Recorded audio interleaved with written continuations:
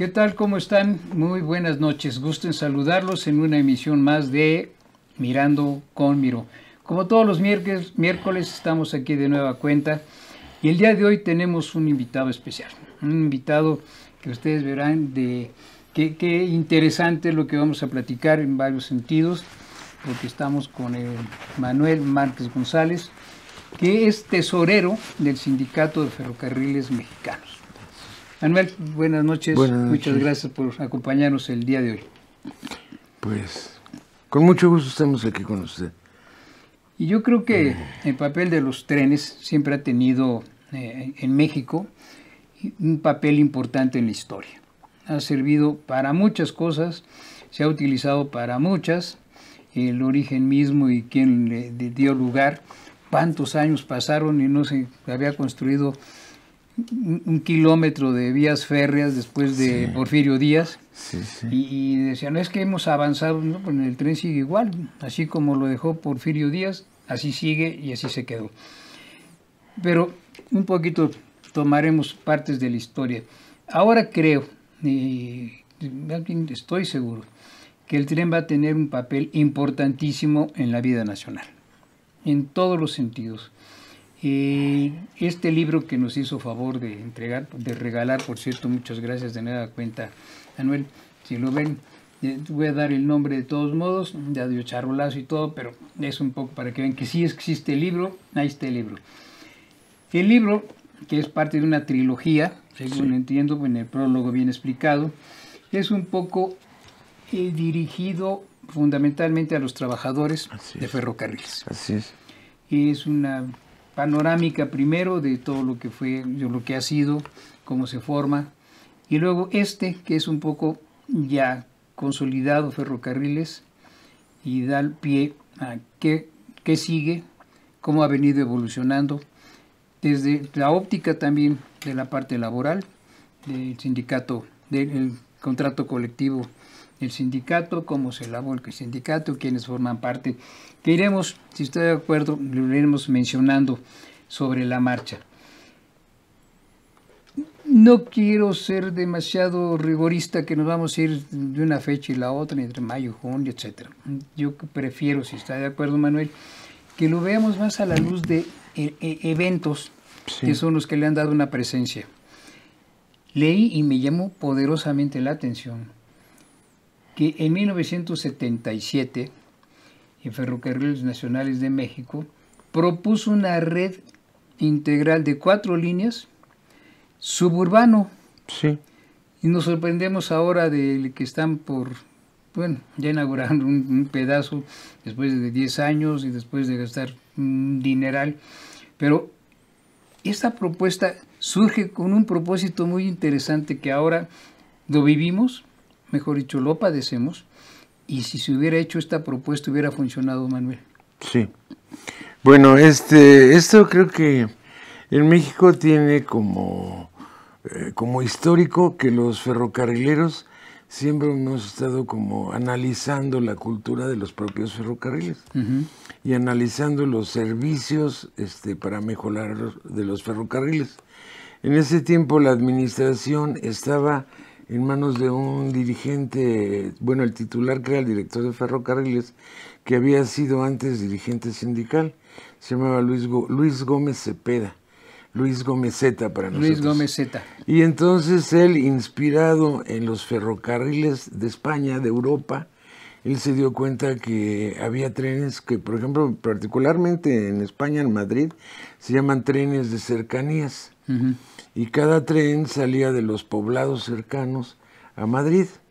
Entonces la gente trabajaba en el día en Madrid, hacía sus actividades y todo, y por la tarde, la noche, se regresaba en ese tren a su localidad. Entonces era muy fácil trasladarse, muy fácil la estación en el centro, y no bloqueaba el centro de la ciudad. Tampoco no había problemas de tráfico en el centro, en fin, era muy eficiente. Y entonces, considerando esa acción, el director y los administradores de ese tiempo nos platicaron que se habían inspirado en eso y habían hecho un programa de ferrocarriles suburbanos. en la estación de Buenavista, ahí en la antigua estación de Buenavista, tenía un lobby muy grande, muy espectacular, y ahí pusieron una maqueta ejemplificando esto. Entonces se veía un tren que salía de México DF a Toluca, suburbano, otro a Cuernavaca, uno a Pachuca, uno a Puebla y otro a Querétaro. Me parece que eran esos 5. Entonces la idea era que el Distrito Federal no se bloqueara, no se obstruyera y que funcionara todo bien. Y además que la gente estuviera muy tranquila porque podría comprar sus propiedades más baratas, más económicas en esas localidades, pero venir a trabajar aquí al centro. Y eso más o menos se propuso como en los 70s. Y los proyectos y todo eso se publicó en los 70s, pero nadie hizo caso. Más adelante, como unos 8 o 10 años después, dijeron que iban a hacer estudios sobre eso, pero nunca se logró que se hiciera eso. Por eso siento que cuando se habla del tren suburbano, no hizo sino un poco reproducir lo que fue la iniciativa esta de las distintas líneas, que hubiera ahorrado cientos de miles de millones de pesos, y ya no se diga las horas hombre, que hubiera evitado que se perdieran con estos traficales que se forman diariamente. Así es. Y de esta manera lo que se hubiera conseguido es que se creaba el ambiente de que la gente se acostumbrara a que de la parte más remota venía al centro, dejaba en ese lugar su vehículo, o lo dejaban ahí, como se estila en muchas partes del mundo, y que con el vehículo lo que hacen es, bueno, yo me acerco al tren, y en los trenes en Europa pues es puntualísimo. Si dice que va a pasar a las 7:14, pasa a las 7:14. Sí. Y uno dice, ay, se me fue el de las 7:14, voy a esperar el de las 7:18. Ah, bueno, pero va a llegar a esa hora. Sí. Si hubiera creado ese hábito, y entonces ya no serían los miles de vehículos que todos los días circulan del Estado de México hacia el centro y del centro hacia el Estado de México. Así es. Y se hubiera ahorrado una cantidad impresionante. Entonces esta visión me parece muy, muy, muy interesante, que desde aquí dice que fue una iniciativa de 1977, se propuso una red integrada por 6 líneas con longitud de 270 kilómetros para unas ciudades cercanas a la Ciudad de México y propiciar el desarrollo y desconcentración del urbe. Sí. Definitivamente, yo recuerdo entonces, porque había una cercanía que entonces se ocultaba entre un personaje muy importante en Televisa y su hermano, que era el líder del sindicato. Ah, sí. Con Amalita. Con Amalita. Gómez Cepeda. Era la secretaria del señor dirigente de don Televisa, Emilio de Azcárraga Vidaurreta. Sí. Y luego, al morir Vidaurreta, se queda con el hijo, que es Emilio Azcárraga Milmo. Sí. Pero ella conocía mucho de esto, de hecho, no estuve en esa reunión, pero platicaban de esa reunión en la que, como se le decía, Gómez Z, para que no se asociara con la hermana, que de este plan en 1977, que estaban esperando que terminara el periodo de gobierno, que había terminado el periodo de gobierno de Echeverría, y se iba a lanzar con López Portillo. Y los estudios que se hicieron sirvieron de base para el tren suburbano, que no han terminado, que va justamente por Cuautitlán y por estos lugares. Sí. Y luego nace del Estado de México, de Toluca, y se tardaron una barbaridad. Pero aquí se me ocurre una pregunta que veía, que además siento que los trabajadores sindicalizados sí participan de esto, que es una capacitación. Están continuamente al tanto de lo que pasa en la industria. Sí, no solamente de los, como en este caso, planes, territorios, también había que calcular las estaciones, etcétera.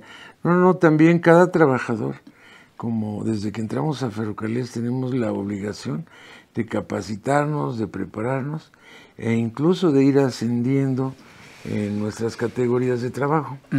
Primero para ser eficientes y funcionar bien en el ferrocarril, y para que el ferrocarril brinde un buen servicio al pueblo de México. Pero también a nosotros nos conviene, porque para las familias de nosotros pues ganamos mejor, nos va bien y logramos que nuestra industria se mejore. Particularmente ahora el líder de los ferrocarrileros, Víctor Flores, es una de las cosas que más motiva, que más nos indica que debemos prepararnos para salir adelante y para hacer un nuevo mundo del ferrocarril. Pero de Toluca, sí ya lleva un buen tiempo, porque ya lleva casi 10 años. Y estamos a punto de que nos dicen que en diciembre se va a inaugurar. No sabemos todavía si se logre, pero ya estamos cerquita de que veamos qué pasa. Sí, y aquí, con la lectura del libro y teniendo todos estos antecedentes, uno cree que simplemente es una máquina la que está sobre unas vías y empieza a circular. La cantidad de, pues no son oficios, no son posiciones y capacitación que deben tener para, no solo mientras ponen una vía, no solo cuando está en funcionamiento el tren, quién lo maneja, cómo se coordina, de qué tienen que estar alertas. En los patios, que se dice muy fácil, cómo entran. Este concepto que hablan del efecto joroba. Ah, sí. Me llamó la atención, uno dice, pues, como si se supone que la vía mientras más planita esté, es mejor, no, es un efecto nada más para hacer que suban, despejan y regresan. Todo eso requiere de una capacitación, requiere de gente. ¿Siempre se capacitan aquí o han mandado a la gente al extranjero? Bueno, el lugar donde antes nos capacitaban, nos mandaban, era Estados Unidos.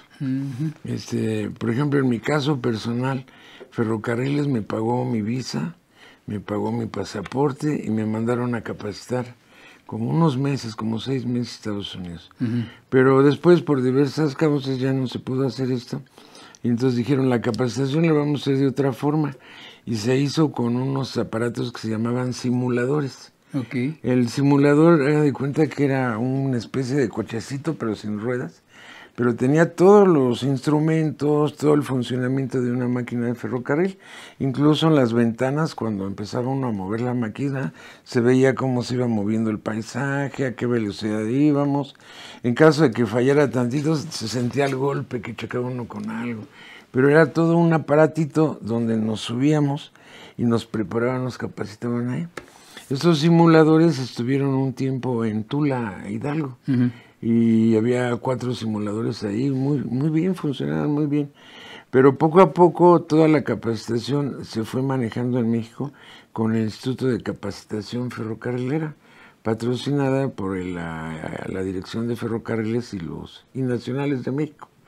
Entonces sí hay mucha capacitación y de hecho siempre se ha preparado bien a los trabajadores ahí.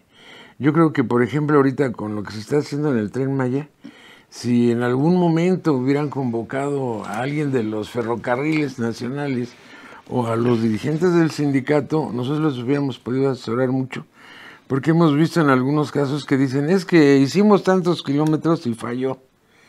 Hicimos tantos kilómetros y no salió bien. Ahí, Manuel, ahí es donde nosotros podemos asesorar. Me ganó la pregunta, porque por eso formulé primero la relevancia que tiene de que hay una capacitación. Sí. Y tienen que conocerlo. Sí, y sí, de acuerdo al muy tipo formal. de máquina, lleva un tipo de riel, lleva durmientes distintos, todo tiene una razón de ser. Sí. Y resulta que vienen innovaciones, vienen cosas distintas, y se hace un tren, el tren suburbano, se hace el proyecto en lo personal, pienso y creo que no me equivoco, nunca va a funcionar el Tren Maya, por muchas razones, independientemente de las cuestiones técnicas. Pero uno se pregunta, bueno, hacer un tren de 1.500 kilómetros de distancia que va a recorrer en zonas bastante difíciles, complicadas en su territorio, en su conformación, en su entorno, en prácticamente todo, exige que quien plantea, quien siembra las vías, quien pone los durmientes, tiene un conocimiento exacto de cómo debe ponerse, de qué calidad debe ponerse, qué materiales, que eso es muy importante, porque la intensidad del sol que está sobre los rieles, que es metal, y que tiene una reacción, porque tiene que ser gente experta Y hasta donde sabemos, ¿ustedes han participado en esto? Muy poquito. A nosotros, por ejemplo, en el Tren Maya, están ya algunos trabajadores que el propio sindicato los ha recomendado. Para ingresar a ferrocarriles, nosotros aquí en México, por ejemplo, necesitamos ser familiares de un ferrocarrilero. Okay. Ajá. Número 2, pasar por el Instituto de Capacitación antes de trabajar en el ferrocarril. Y después ya empezamos a hacer los pininos, pero los que realmente dirigían y los que organizaban el trabajo de preparación o de organización de las vías y todo eso, eran ferrocarrileros que ya conocían el medio, que ya sabían. Entonces, ¿qué pasa? Que cuando se empieza a hacer algo, nunca se equivocan, o sea, no regresan. Fíjate que nos falló y que no quedó la vía. No, porque el que está dirigiendo es alguien que conoce el medio, que sabe cómo. Y, por ejemplo, hay cosas como técnicas. En esta zona, por ejemplo, del Tren Maya, hay una característica muy especial, que son lugares donde hay una vegetación que es increíble cómo crece. Hay personas que no lo creen. Bueno, pues ferrocarril, la ruta del Tren Maya también, como novedad, no tiene nada de novedad, porque esta vía y esta ruta hasta Mérida estuvo desde el tiempo de Porfirio Díaz y funcionaba perfectamente. Como un ejemplo, le voy a platicar que hubo un caso de los 42 y los 41, algo así, que detuvieron a unos personajes en una fiesta que estaban revueltos entre homosexuales y muchachos, y los detuvieron, y cuando los detuvieron dijeron, es que no hay castigo para eso, ¿no? ¿Cómo los vamos a meter a la cárcel o algo? Y por indicaciones del gobierno y todo, dijeron, no, vamos a mandarlos a un viaje largo. ¿Y qué hicieron? Los subieron al ferrocarril, y desde aquí, desde México, los mandaron hasta Mérida. Ah, fíjese, pero en 1906, sí. 1904, y llegaron hasta Mérida perfectamente. Y cuando llegaron allá les dijeron, ahora su castigo va a ser que ustedes se querían hacer su fiesta, ahora la van a hacer en la calle. Así es que a barrer, los exhibieron a barrer, a limpiar y todo eso, y ese fue su castigo. Los tuvieron ahí como unos 2, 3 meses, y después ya se terminó el castigo. Pero esa es una prueba de que el ferrocarril ya estaba hasta Mérida desde la época de Porfirio Díaz, porque es un hecho así que todo el mundo se acuerda, ¿no?, de ese asunto. Entonces el ferrocarril lo que se tenía que hacer era levantar la vía, que está la antigua, poner la vía nueva y poner los trenes nuevos. Segundo paso, las estaciones, rehabilitarlas, están en buenas condiciones la mayoría, y que llegara hasta Mérida. Esa es la ruta que había, incluso pasaba tantito de Mérida hasta Valladolid, que es un pueblito cercano a Mérida, donde se come muy rico, muy bonito, todo por ahí. Y entonces ese ferrocarril existía desde ese tiempo. Ahora que lo están haciendo nuevo, yo creo que si hubieran acudido o se hubieran dicho, a ver los ferrocarrileros, a ver los del sindicato, asesórenos, y nosotros hubiéramos tenido la oportunidad de opinar y de sugerir cosas, se hubiera hecho mucho más rápido. Pero lo que le decía es que, por ejemplo, hoy la vegetación crece tan rápido que se necesita un equipo de trabajadores que andan en un carrito chiquito que se llama Armón, y ellos van 4 o 5 con machetes y van afilando sus machetes. Cuando llegan paran y se bajan a cortar toda la maleza. Y después de que la cortan, viene otro compañero que trae como un tanquecito en la espalda, como es de servir café, y echa un líquido para que la maleza no crezca rápido. Bueno, este equipo de trabajo aproximadamente es de 10 kilómetros.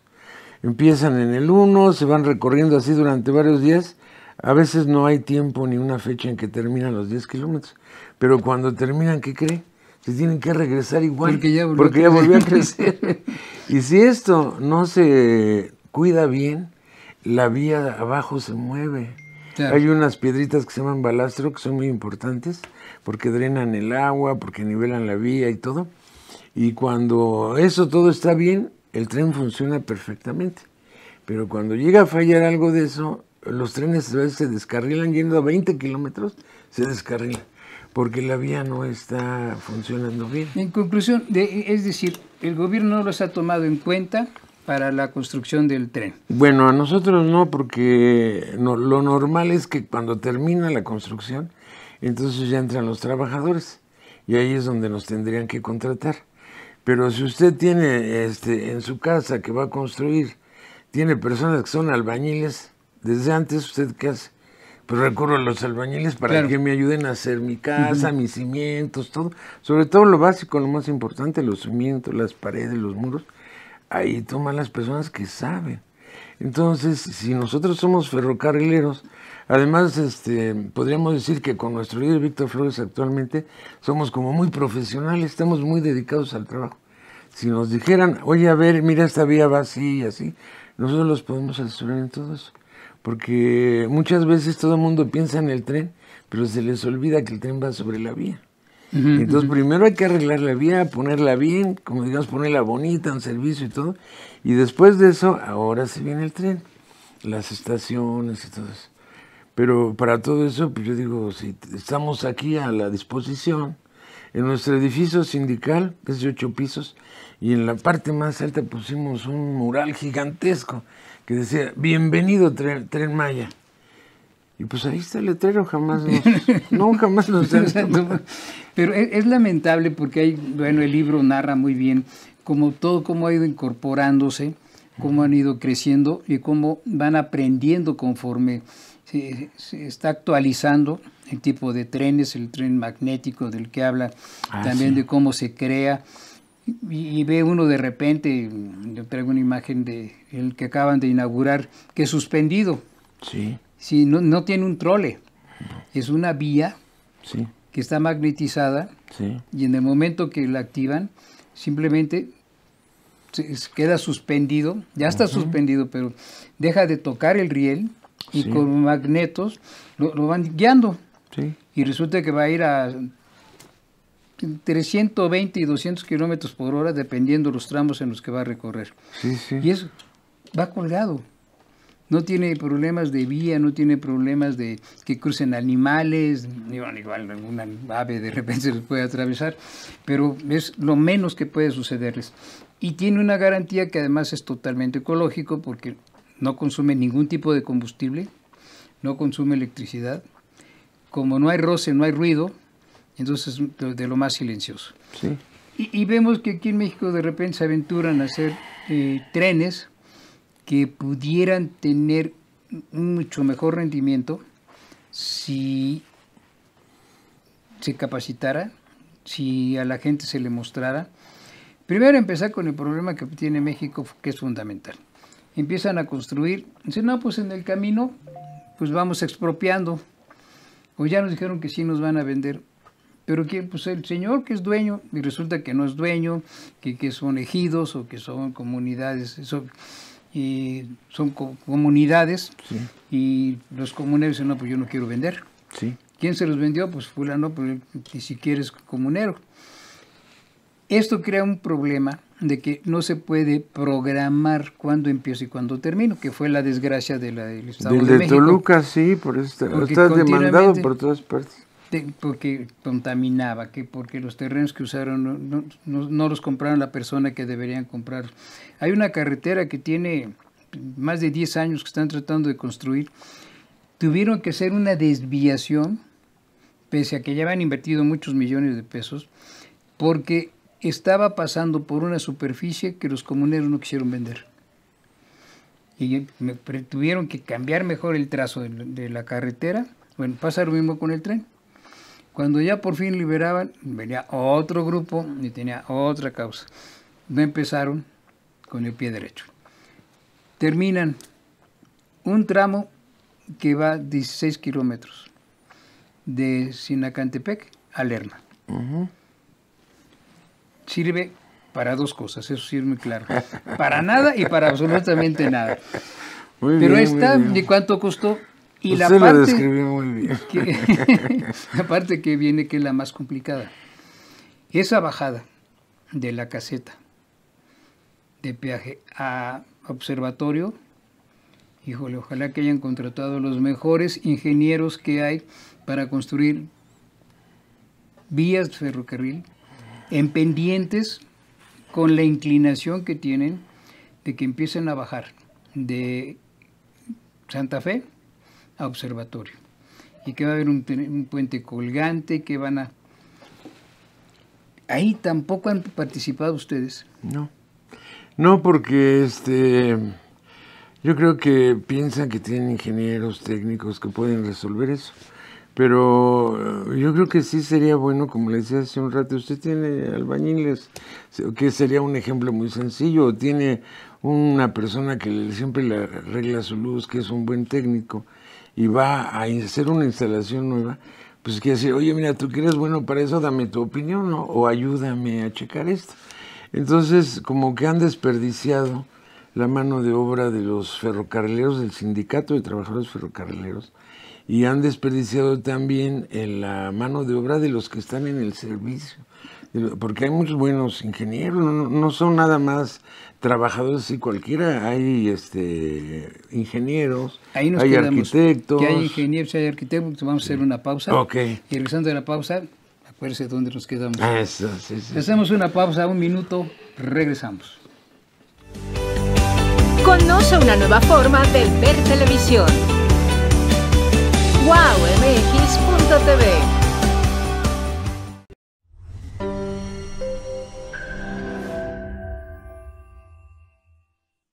Lo más importante para una persona es tener sueños y, sobre todo, lograrlos. Es por eso que en la Correduría Pública 22, es decir, Ruiz Robles, corredores públicos y peritos traductores, estamos en la mejor disposición de apoyarlos a alcanzar sus sueños. Acérquense con nosotros.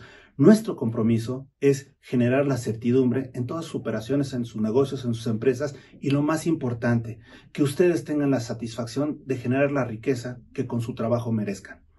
Vengan con nosotros, estamos para apoyarlos.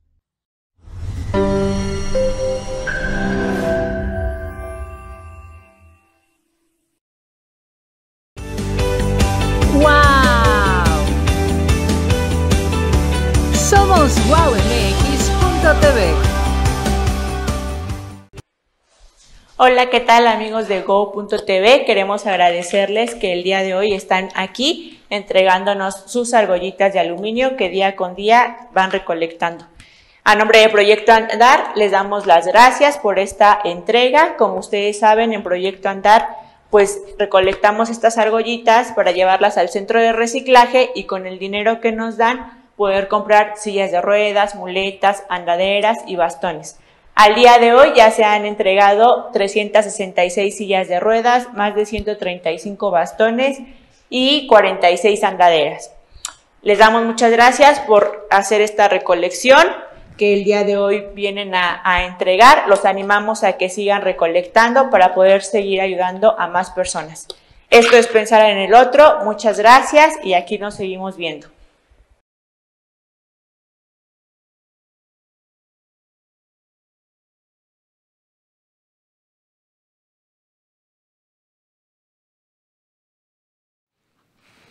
Bien, ya estamos de regreso, gracias por su paciencia, que continúan con nosotros. Seguimos platicando con Manuel Armando Márquez González, tesorero del Sindicato de Ferrocarriles de México. Y bueno, decíamos que tienen ustedes en su base, ¿cuántos todavía quedan en ferrocarriles? Aproximadamente, nosotros tenemos en la Ciudad de México el Comité Ejecutivo Nacional, que está en la calle de Flores Magón 206, un edificio de 8 pisos, que además ahí alberga al Teatro Ferrocarrilero. Ahí estamos nosotros. Pero aquí en la ciudad tenemos 3 secciones. Y la base de trabajo ahora, donde se concentran todos los trenes y los ferrocarriles, es la zona de Tlalnepantla, en un lugar que se llama Terminal Valle de México. Bueno, pero en toda la República tenemos 36 secciones. Y, por ejemplo, tenemos secciones en lugares muy estratégicos, muy importantes, como Aguascalientes, San Luis Potosí, Mazatlán, hasta la frontera ahorita que está de moda, Tijuana. Hay un ferrocarril también al ladito a Baja California, a Mexicali. Y del otro lado también funciona muy bien, está Veracruz, ahora la zona que hay ahí por cerca de Jalapa, donde hay un movimiento extraordinario de ferrocarriles, y lo del centro del país, Querétaro, Irapuato, donde siempre hay trenes. Entonces la garantía para las personas que utilizan el servicio de carga del ferrocarril es que su servicio va a llegar rápido, pronto, expedito y va a funcionar bien. Esa sería nuestra idea. Y ahí, si me permite, vamos a hacer un comercial.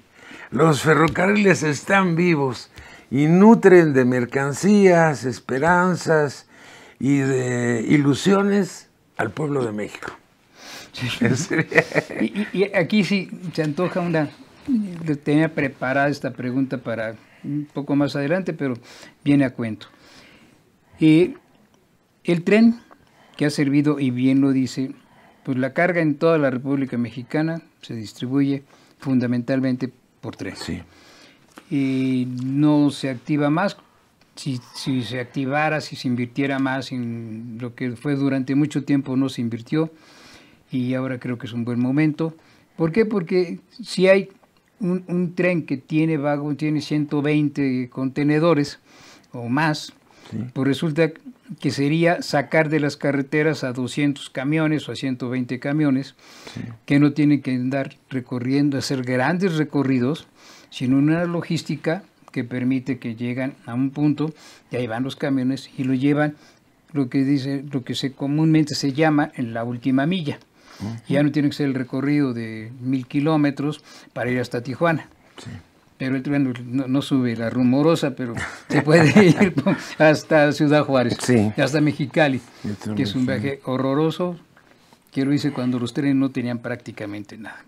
Y el vagón Pullman llegaba hasta Guadalajara. Sí, así que de Guadalajara a Mexicali, ajá, fue la cosa más horrorosa. Que bueno. A ese era el que le decían el tren bala, si se acuerda, porque decía que era muy rápido, muy veloz. No siempre así, pero así le pusieron el tren bala. Sí, bueno, ¿y esto qué significa? Significa que ahora los trenes, y sobre todo el tren de carga, como funciona, porque ya son muchas las compañías ferroviarias, ¿no?, las que están trabajando en México. Bueno, hay dos importantes, que es Kansas City y Ferromex. Pero hay algunas otras que no son tan grandes, pero que sí manejan mucho flete, sí funcionan muy bien, y compañías más pequeñitas que le dan servicio a las propias empresas. ¿Y las vías son las mismas siempre? No, las vías continuamente están reparando. No, a lo que me refiero... ¿la ruta? Que lo usa indistintamente cada una de las empresas, o cada empresa hace su propio tendido de vías. No, cada empresa tiene su recorrido. Y hay lugares donde por acción de la geografía o por la boquete de montañas y todo eso, tienen que unirse en algunos recorridos. Esos recorridos se tienen que ponerlos de acuerdo a los dos ferrocarriles y han hecho convenios para que no salgan en bronca ni se peleen, sino se pueden usar conjuntamente las dos empresas. Pero todo eso lleva acuerdos, organización, y que las dirigencias empresariales de las dos se pongan de acuerdo para que todo funcione bien. Yo comentaba cuando estaba leyendo el libro, y habla todo el antecedente, cómo se hicieron, la cantidad de gente que trabaja, la tecnología que se aplica para poder hacer la revisión, cuando hay una modificación, un tendido de vía, los durmientes, que hay durmientes que resisten, otros que no, que en las curvas debe tener otro tipo de riel. Todo tiene un sentido y una razón de ser. Y me vino a la mente luego el fenómeno que se está viviendo en este momento con los migrantes. Y definitivamente los trenes no están diseñados para transportar gente. No. Entre otras tantas cosas, y usted me desmentirá o estará de acuerdo, y que el movimiento que tiene la gente sobre los contenedores, donde se pueden ubicar, no son diseñados los contenedores para tener ese movimiento. Tienen movimiento perfectamente controlado. Y ahorita hablamos de otro tema que veo que lo menciona, que es el caso, por ejemplo, del combustóleo. Cómo se tiene que transportar, por qué no puede ser por camión, pero sí puede ser por tren. Bueno, el caso es que durante un tiempo nos enteramos que continuamente la bestia, como se le llaman a esta línea, se descarrilaba, pero era porque la gente que va arriba de repente se cargaba demasiado y hacía que se desbalanceara el equilibrio que debe llevar, y los rieles están diseñados para soportar un peso en movimiento con ciertas características. Así es, sí. Y eso fue lo que pasaba, ¿no? Sí, pero en el caso del Tren Maya, la Bestia, lo que está ocurriendo ahora o lo que está pasando ahora es que sube tanta gente, es demasiada gente. Y han hecho operativos tanto el ferrocarril como las autoridades de las zonas cercanas que se ponen de acuerdo en un lugar donde el tren va a parar y van a bajar a todos los inmigrantes. Pero han llegado patrullas, policías, todo el mundo, dicen aquí se bajan todos los inmigrantes. Pero los inmigrantes son muy inteligentes y no piensan que son así como borreguitos, no, son bravos y son gente muy aguerrida. Sacan un encendedor y se suben arriba de un tanque que lleva líquidos a veces que se le llaman peligrosos, explosivos, de diferentes cosas. Y sacan su encendedor y dicen, mira, aquí vamos a prender este tanque. A ver todas las patrullas, todos los policías, porque ellos están arriba, todas las patrullas, todos los policías que están aquí, les voy a prender este tanque. Y nos vamos a morir todos. Aquí no nos van a transportar, pero aquí nos vamos a morir. Y díganme, en un minuto prendo esto. Y entonces los policías todos se preocupan, empiezan a hablar, a checar, y dicen, bueno, es que no podemos exponer a que pierdan la vida tantas personas, a que el mismo ferrocarril se afecte, a que se rompa la vía, a que se acaben muchos carros, y entonces prefieren retirarse y los dejan que sigan su recorrido. Esa es una. Pero últimamente en los lugares donde roban a los trenes, se paran trailers vacíos, camiones y todo eso, y bloquean la vía. El tren se tiene que parar a fuerza y se bajan todos los ladrones, toda la gente de los malvivientes, abren los carros, se llevan todo lo que quieran y se van. Nosotros como ferrocarrileros llevamos una tripulación de 10, 12 personas, no llevan armas. ¿Cómo nos vamos a enfrentar a esas gentes? ¿Y qué cree que ha pasado? Que ahora los inmigrantes dicen, aquí no van a robar nada, y aquí vamos a quemar el tren, y vamos a hacer esto y esto y esto. Y los rateros prefieren irse. Claro. Y los han ahuyentado los inmigrantes. Entonces, en esos casos ha quedado como que los inmigrantes fueron los ídolos de la película y fueron los que ayudaron a resolver el problema. Y afortunadamente se controla todo y el tren vuelve a caminar y ya no vuelve a pasar nada. Pero estas acciones o estas actitudes, pues tampoco no son muy, pues como muy saludables, que digamos, ¿no? Pues también causan problema. Yo ahí pensaba, dije, bueno, de los males es inevitable, ya vimos por la cantidad, ese flujo migratorio, alguien lo calificó dentro de las Naciones Unidas, otros organismos se sumaron a ese calificativo, decían que el mal del siglo es la migración. Sí. Y se refiere no nada más a la migración por fines humanitarios o económicos, sino desplazamientos de otra naturaleza, de carácter político, climático, de que ya en esa zona no ha llovido en 3 años y la gente vivía del campo, entonces tienen que huir y bueno, provoca flujos migratorios. Sí, porque eso no está ocurriendo solo aquí en América, ni esta zona con Guatemala y Honduras. En Europa también está pasando. Y mucho. Con los africanos que van a Europa. El problema en Lampedusa, en la isla italiana, en el Mediterráneo, que es increíble, la cantidad ya tiene 3 veces la población nativa, superada por los refugiados de los migrantes. Pero además es el recorrido terrible por el Atlántico en condiciones, en barcos tipo los remeros de Chapultepec, y se suben ahí 10, 15 personas y las tragedias se han dado terrible. Eso es el mal del siglo. Entonces uno dice, bueno, de los males el menor, de que vaya con el riesgo, cuántas muertes ya ha habido, cuántas mutilaciones, que pierden los brazos, que pierden las piernas, y caídas terribles, en fin. Ya como una alternativa, de que es prácticamente inevitable, de poner agarraderas o tener... Sí una primera pregunta sería, ¿sí afecta si se sube la gente que no está previsto, que no está diseñado el contenedor para llevar carga en movimiento, porque la gente de 50, 60 kilos, pero van 300, entonces ya suman toneladas. Es un exceso. Exactamente. ¿Qué pasaría? Bueno, van a seguir haciéndolo, porque lo que les preocupa es llegar a la frontera norte. ¿Cómo? Como sea. Lamentan ellos, y les creo, porque no vemos que haya una estrategia, una política definida, sustentada, que tenga recursos, para que no estén pasando lo que están pasando. Sí. Les dijeron, vengan aquí, les damos trabajo, les damos dinero, no se preocupen, aquí todos los mexicanos somos felices. No les cumplieron absolutamente nada. Y entonces vienen y tienen que transitar. Pero ¿qué es lo que sucede? Que se quejan, los bajan del tren, pero no los dejan subir a ningún otro medio, a menos que sea al revés. Sí, si van de regreso, sí, pero se suben a los camiones y los bajan. Se suben a los vehículos que identifican y los bajan. Y sancionan a aquella persona que le haya dado el aventón. Sí. No tienen más alternativa que llegar hasta donde llegan, pero ya se convirtió en un conflicto. Sí. Cuesta $35 millones diario el tener los trenes parados, porque el riesgo de que se sube la gente y prefieren, bueno, pues me quedo aquí, no me muevo.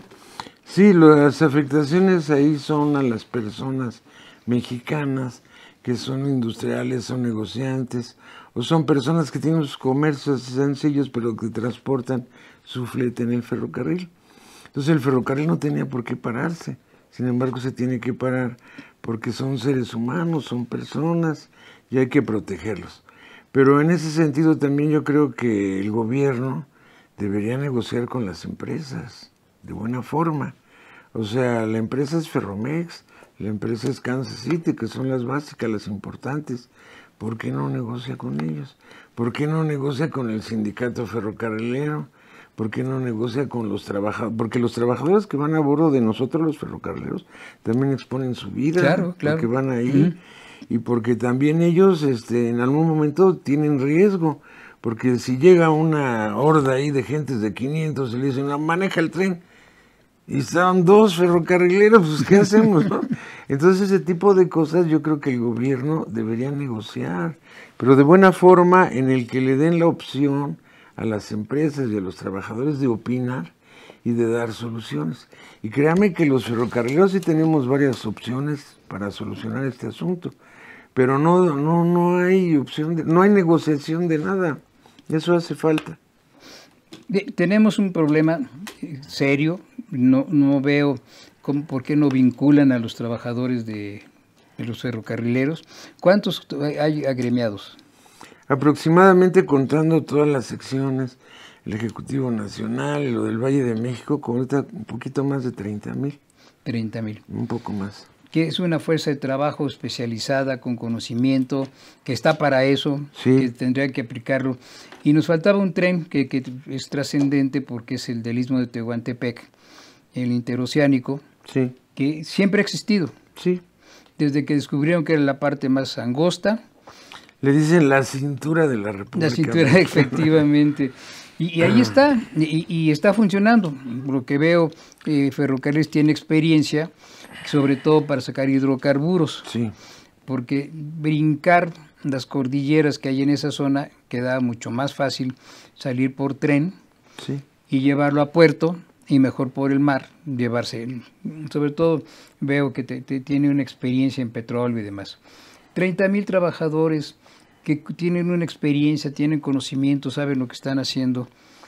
¿Por qué esa resistencia? Y los militares que están metidos ya absolutamente en todo, y no sé si ellos lo pidieron, si ellos lo quisieron, ciertamente ahí están y no les va nada mal en ningún sentido. Pero creo que no es lo correcto. Creo que esa experiencia que ustedes tienen como civiles, en un gobierno civil, en una sociedad que supuestamente está dominada por los civiles, pues de repente está viendo cómo los militares hacen pues lo que pueden. Es que tú tienes que hacerlo. Sí. A ver, espérame, yo soy militar, yo no soy constructor, yo no soy albañil, yo no soy cuchara, yo me alié al ejército con este propósito. Y ahora resulta que estoy haciendo cosas que no me corresponden. Y ni siquiera tengo cerca al asesor que me puede decir, no es por ahí, es incorrecto, tienes que hacer modificaciones. Sí.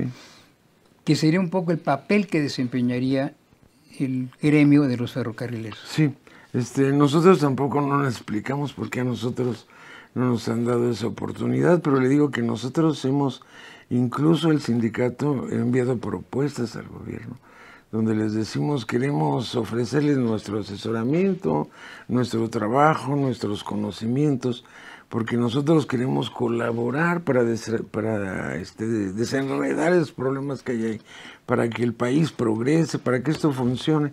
Pero sin embargo no nos han atendido. Y nosotros somos testigos que nuestro líder ha ido a Gobernación, ha ido a la presidencia a pedir audiencia para ofrecer, haga de cuenta que vamos a ofrecer nuestros servicios, pero no nos quieren dar chamba.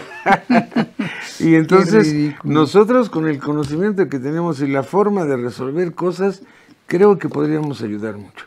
Particularmente nuestro líder es muy ingenioso para resolver cosas, y hemos pasado una etapa muy dura, que fue la de que éramos de gobierno y pasamos a ser privados. Bueno, y ya ve que estamos bien y ha salido bien las cosas.